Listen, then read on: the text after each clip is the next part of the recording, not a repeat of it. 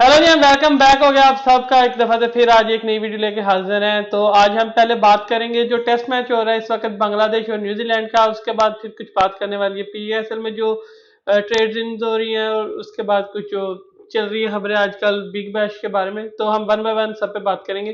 तो पहले हम बात कर लेते हैं जी, जो बांग्लादेश और न्यूजीलैंड का टेस्ट मैच चल रहा है। मुझे लगता है कि यार बांग्लादेश ने जो रिस्ट्रिक्ट किया है ना न्यूजीलैंड को 317 पे, उनका ये काफी अच्छी परफॉर्मेंस थी। इवन दो कि न्यूजीलैंड 7 रन की लीड पे लीड ले गया था, लेकिन न्यूजीलैंड को 317 पे रिस्ट्रिक्ट करना, जैसे कल विलियमसन और साथ उनके दूसरा बैट्समैन, अच्छी पार्टनरशिप उनकी लगी बिल्कुल हुई थी। बिल्कुल। इवन दो कि विलियमसन ने सेंचुरी बनाई है, फिर भी 317 पे रोक लिया उनको।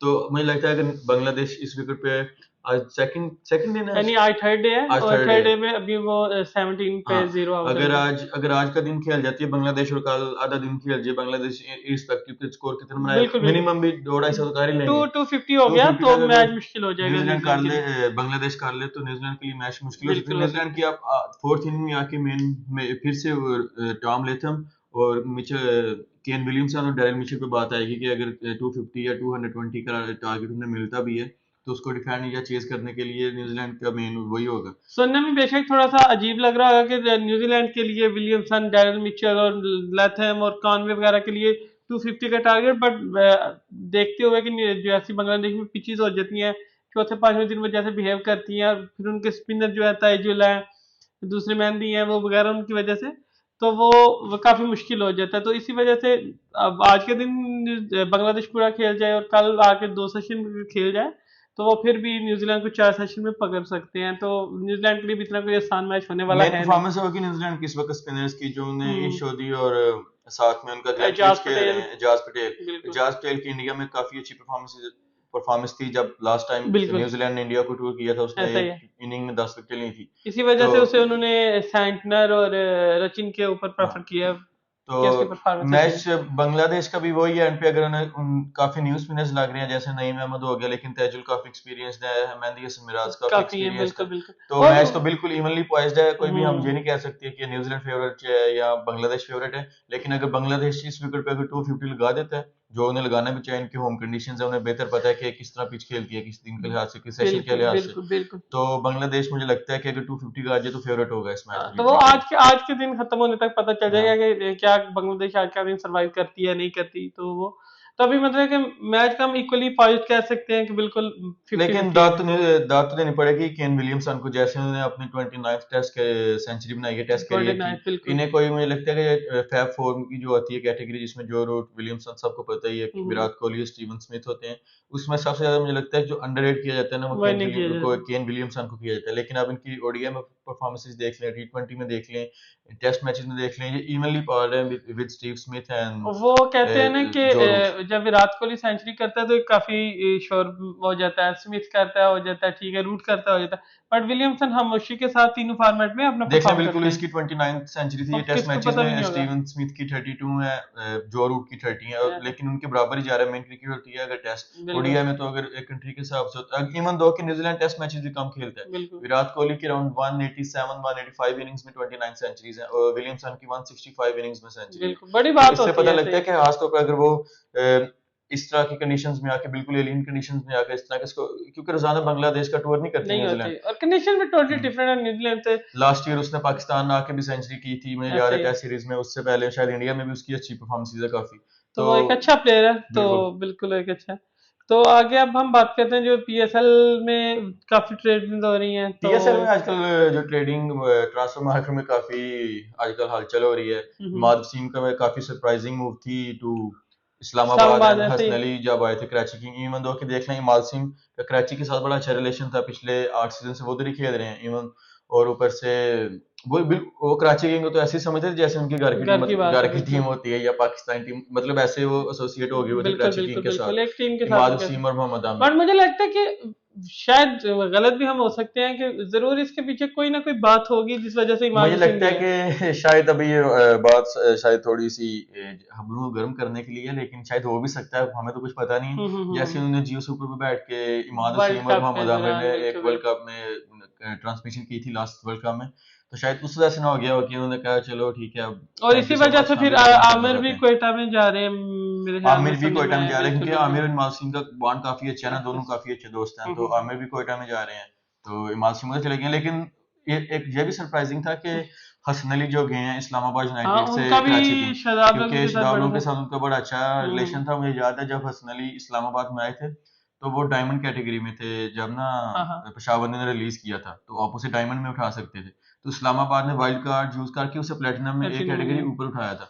बट मैं भी चलिए ठीक है, वो उसके दोस्त वगैरह हैं, वो तो एक अलग बात है। मैं भी इस्लामाबाद की मैनेजमेंट को पता हो क्या सनेली की वो फार्म भी नहीं लगी हुई, तो इस वजह से नहीं उन्होंने इमाद ऑब्वियसली वसीम अगर को अगर ट्रेड परफॉर्मेंस, किया, हाँ, अगर देखा जाए तो।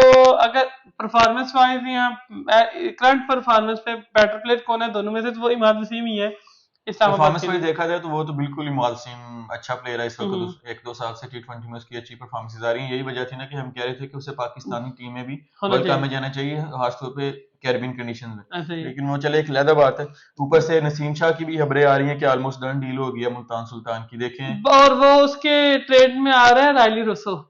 रायली रुस्सो रुसो, हाँ मुल्तान जी, से, रायली हाँ रुसो। रायली रुस्सो भी काफी रायली मेन रुसो प्लेयर है मुल्तान का। इसी वजह से मुल्तान कोयटा भी मानी है उन्हें देने पे, हम्म। क्योंकि रायली रुसो पहले भी कोयटा से खेल चुका है। कोयटा ने तो मानना था क्योंकि नसीम शाह का खुद अगर दिल नहीं है उस फ्रेंचाइजी से खेलने का तो वो फ्रेंचाइजी जबरदस्ती से रख नहीं रख नहीं सकती। सकती थी, बट मतलब कि फिर भी जैसा भी था उसका नहीं दिल था जो भी था, बट फिर भी अगर उन्हें नसीम दे के रायली रुसो मिल रहा है तो मेरे ख्याल में ठीक है। एज गुड, मतलब कि इक्वली है, कोई इतना ये खास नहीं है। पेशावर इस्लामाबाद यूनाइटेड की रेस में कराची की रेस में मुल्तान सुल्तान नसीम शाह बाजी को ले लेके गया। बिल्कुल 2 दिन पहले तो ये चल रहा था कि इस्लामाबाद में आ रहा है नसीम शाह, इधर आ रहा है नसीम शाह, तो बिल्कुल। मुझे लगता है कि अली इस तरीन का काफी नसीम शाह के इन्फ्लुएंस था, आने के बिल्कुल। बाद मुल्तान सुल्तान का जो बॉलिंग और अटैक है मैंने खासतौर पे, आज सुन रहा था, जो मेरे ख्याल में कोयटा का मैनेजर है शायद, या कोई है कोयटा की टीम के साथ एसोसिएट, उसने बोला था कि कराची वालों ने बोला था कि हम तुम्हें अंडर द टेबल भी पेमेंट करने को वो तैयार थे नसीम शाह को लेने के लिए ना, बट वो उनका फिर एंड पे नहीं हुई, सका था उनके साथ, लेकिन जो भी नसीम हुआ शाह था। के आने के बाद मुल्तान की जो फास्ट बॉलिंग अटैक है वो वो मुझे तो लगता है और काफी लिथल अच्छा हो हो गया। जाएगा, बिल्कुल। एहसानुल्लाह, नसीम शाह, अब्बास अब्बास अफरीदी, अफरीदी, उनके पास फास्ट बॉलिंग ऑलराउंडर में अनवर अनवर अली अली हैं, हैं। बिल्कुल। जाहिर ऑब्वियसली क्या होता है एक दो, स्पिन में उनके हाँ, पास इमरान ताहिर भी मुल्तान के उसामा ही। मीर है, हाँ, इमरान ताहिर नहीं, अब उसामा मीर है उसामा इमरान मीर में। है, हाँ हाँ, सॉरी। तो बिल्कुल उसामा, वो एक अच्छी बॉलिंग हो जाएगी, बैटिंग में भी ठीक है वो उनकी। टीम हमेशा से अच्छा करती है, बट वो अभी डेटा पे देखने थोड़ा वाली फोकस वो करती है। बात होगी ना मुल्तान के लिए कि आगे शान उनका लगातार परफॉर्मेंस दे रहा था, शान भी कराची में जा रहे हाँ, शान का वो हैं इसलिए तो। बन रहा है कि अगर कराची का एक well establish captain Imad Wasim अगर इस्लामाबाद में चला गया है, हम्म। आमिर भी छोड़ के चले गए हैं, ऑब्वियसली अब मतलब 42 की एज में तो कराची को लीड कराची में करने लीड से नहीं करेंगे। जाहिर करेंगे भी नहीं, तो कराची को कोई यंग कैप्टन चाहिए था। इतने उनके पास जो प्लेयर थे वो ज्यादा थोड़े यंग थे, तो वो अभी सोच रहे हैं कि इमाद वसीम को शान मसूद को हम्म। टीम में लाया जाए और उसकी जगह तैयब ताहिर जो उनके मिडिल ऑर्डर के बैट्समैन है कराची किंग्स के, उन्हें ट्रांसफर किया जाए मुल्तान सुल्तान। मुल्तान ओके। सुल्तान के लिए मुझे लगता है कि अच्छी पिक हो सकती है। शान मसूद अगर चले भी जाते हैं तो मुझे लगता है इतना कोई खास फर्क नहीं पड़ेगा। जैसे लास्ट ईयर मुझे याद है जब वो पाकिस्तानी बान पाकिस्तान से उन्हें हाँ हाँ हाँ मोस्ट हाँ हाँ, ऑफिस क्रिकेट बिल्कुल, वो खेली का है उस्मान, हाँ, उस्मान उस्मान, हाँ। जिसने एक फुल रावलपिंडी की फुल फ्लैट विकेट पे अराउंड 35 बॉल्स पे सेंचुरी भी स्कोर की थी। वो काफी बिल्कुल तेज खेल रहा था तो शान मसूद पे काफी प्रेशर था। बिल्कुल। ओपनर का ना, तो मुझे लगता है थोड़ा इंजर्ड हो गया है शान मसूद, हम्म। तो मुल्तान को इतना मुझे लगता है फर्क नहीं पड़ेगा इस चलिए, चीज अभी का ना। फाइनल कुछ एक दो दिन में सब वो आ जाएगा, फिर डिटेल आपको पता चल जाएगा कि किस टीम में कितने कितने प्लेयर उन्हें चाहिए, ये और क्या लास्ट टाइम करना में है। कुछ खबर चल रही थी कि बाबर आजम को जी जी, साढ़े बिल्कुल चार लाख बिल्कुल। ऑस्ट्रेलियन डॉलर की ऑफर हुई थी बिग बैश से।